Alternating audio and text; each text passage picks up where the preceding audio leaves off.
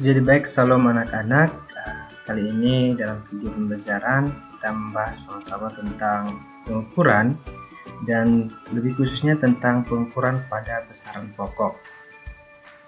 Nah, jadi pengukuran pada besaran pokok ini sebelum kita menggunakan alat ukurnya, kita harus tahu terlebih dahulu apa itu pengukuran. Jadi pengukuran itu diartikan sebagai kegiatan mengukur suatu besaran dari objek atau benda. Jadi pengertian pengukuran itu menunjukkan bahwa dalam kegiatan mengukur harus dibutuhkan alat ukur yang sesuai dengan besarannya. Sedangkan mengukur adalah kegiatan membandingkan nilai besaran yang diukur dengan alat ukur yang sesuai. Misalnya mengukur lebar meja dengan mistar, atau kita mengukur lamanya kecepatan lari dengan stopwatch, atau kita mengukur massa benda dengan neraca. Nah, yang pertama ini kita akan masuk langsung pada alat ukur panjang. Jadi Pak langsung ringkas saja beberapa item yang betul-betul paling penting dalam pembelajaran kita kali ini. Yang pertama itu jangka sorong. Ini berikut gambarnya. Jadi jangka sorong ini sering digunakan untuk mengukur diameter bola kecil, tebal uang logam, ataupun diameter dalam tabung. Jadi ini gambarnya. Di sini ada digital dan juga manual. Jadi yang pertama ini, yang manual ini di bagian sini adalah skala utama, sedangkan yang sini ada rahang geser juga, ini ada nilainya di sini. Ini merupakan skala non-use-nya. Itu. Untuk yang berikut, yang kedua itu ada micrometer screw. Jadi micrometer screw ini gambarnya seperti di samping kiri. Micrometer screw ini adalah alat yang difungsikan untuk mengukur diameter benda tipis, misalkan plat. Atau kalian juga bisa mengukur beberapa kertas buku kalian menggunakan alat micrometer screw ini. Jadi cara kerjanya hampir sama dengan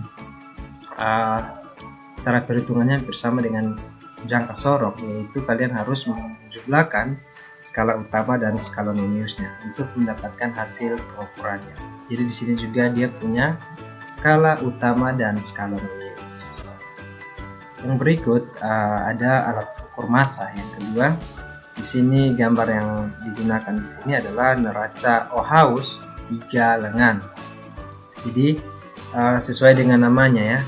Kalau dia punya lengan di sini ada 3, disebut neraca Ohaus 3 lengan.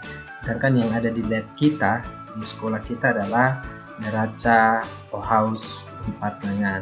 Jadi dia punya lengan berjumlah sesuai dengan namanya.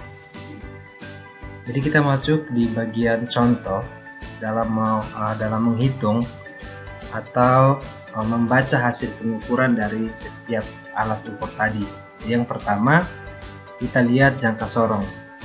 Ketika diukur suatu benda, misalkan sebuah balok diukur ketebalannya menggunakan jangka sorong.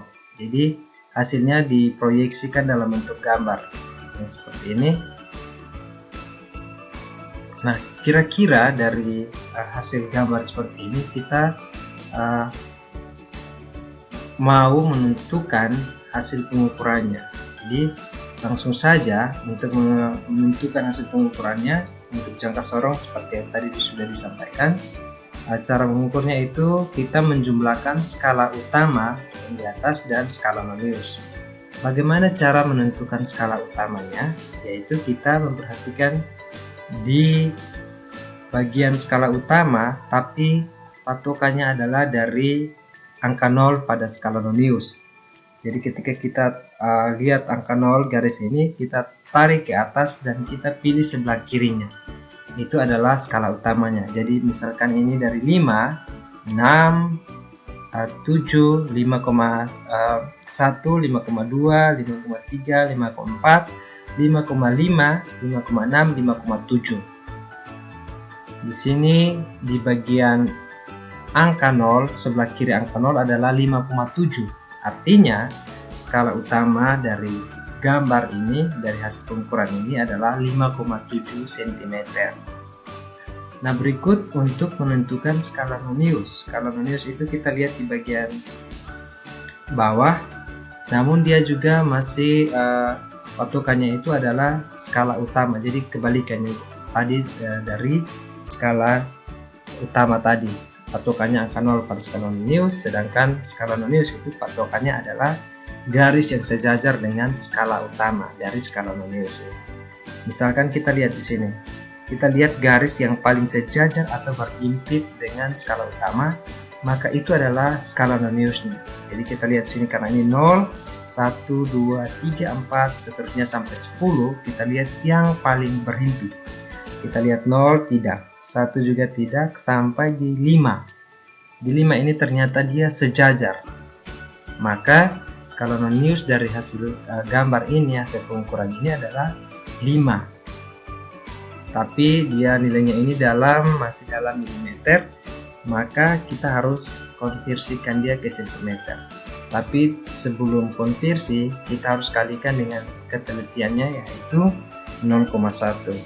Setelah itu kita konversi kali dengan 0,1, dapatlah 0,05 cm, agar satuannya ini sama dengan skala utama ini. Jadi sudah dapat skala utama dan skala nonius. Jadi hasil pengukurannya kita tinggal jumlahkan saja skala utama ditambah skala nonius, yaitu 5,7 ditambah 0,05. Maka hasilnya adalah 5,75 cm. Seperti itu. Yang kedua, ini adalah mikrometer sekrup. Namun mikrometer sekrup ini lebih mudah dibandingkan jangka sorong karena semua satuannya dari skala nonius dan skala utama ini dalam milimeter. Jadi kita tidak perlu mengkonversinya lagi. Jadi misalkan ini hasil perhitungannya dibuat dalam bentuk gambar, kita hanya perlu menentukan skala utama dan skala nonius. Jadi seperti yang tadi sudah disampaikan, bahwa untuk menentukan skala utama, menentukan hasil pengukuran mikrometer sekrup ini, kita harus menjumlahkan skala utama ditambah dengan skala noniusnya. Seperti itu. Baik, jadi untuk menentukan skala utama, kita lihat di bagian sini, kita langsung bisa menentukannya. Kita hitung dari 0, 1, 2, 3, 4, 5, 6. Namun kita perhatikan garis di bagian bawah. Kalau dia punya garis di bawah seperti ini, maka ini 0, 2-nya 0,5, 1, 1,5, 2, 2,5, dan seterusnya. Karena di sini 6, maka skala utamanya bernilai 6,5, seperti itu. Nah, untuk menentukan skala nonius, kita hanya perlu melihat garis dari skala utama yang paling sejajar di sini.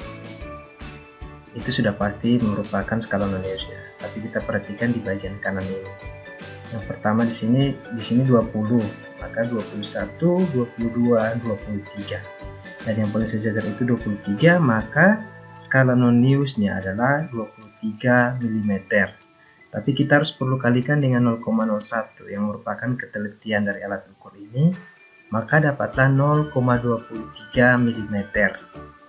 Karena tadi seperti yang sudah dijelaskan, bahwa untuk melihat atau menentukan nilai yang terukur pada alat ini, kita harus menjumlahkan skala utama dengan skala nonius, sehingga dijumlahkan 6,5 ditambah 0,23 mm, dapatlah 6,73 mm. Seperti itu. Jadi gampang saja untuk mikrometer sekrup. Kita lanjut di bagian alat ukur yang berikut ini, alat ukur massa, masih dalam besaran pokok. Misalkan di dalam soal kita mau mengukur benda P ini, nilainya kira-kira berapa, besar massanya. Nah, karena ini dalam keadaan seimbang, maka besar benda ketiga benda di samping kanan ini sudah pasti sama nilainya dengan benda P. Jadi yang perlu kita lakukan adalah menjumlahkan ketiga benda ini. Namun karena satuannya belum sama, kita harus konversi menjadi satuannya yang sama. Dan perhatikan di bagian optionnya, karena optionnya itu dalam gram, jadi kita konversikan kilogram ini ke dalam gram. Jadi penyelesaiannya kita perhatikan sudah pasti P ini nilainya akan sama dengan 0,5 kg ditambah 1 kg ditambah 50 gram. Jadi kita konversi dulu kilogram ke gram. 0,5 500 gram, 1 kg 1000 gram tambah 50 gram ini. Ketika dijumlahkan dapatlah nilainya 1550 gram. Jadi otomatis dengan sendirinya maka benda P ini nilainya itu sudah pasti adalah 1550 gram, sama dengan ketiga benda ini. Seperti itu. Jadi untuk besaran pokok hanya ambil beberapa contoh yang menurut Pak penting, yaitu jangka sorong. Kalian perhatikan lagi cara mengukurnya, bagaimana menentukan skala utama dan skala Arrhenius, begitu pula mikrometer sekrup dan juga alat ukur massa. Tadi juga ada neraca Ohaus 3 elemen ini. Ini gampang juga karena kita hanya perlu menjumlahkan ketiga nilai yang ada pada 3 lengan neraca Ohaus ini. Seperti itu. Jadi sekian untuk pertemuan kita untuk besaran pokok di video kali ini. Di video berikutnya kita akan membahas tentang alat ukur dan juga pengukuran pada besaran turunan. Jadi sekian dan terima kasih. Salam, Tuhan Yesus.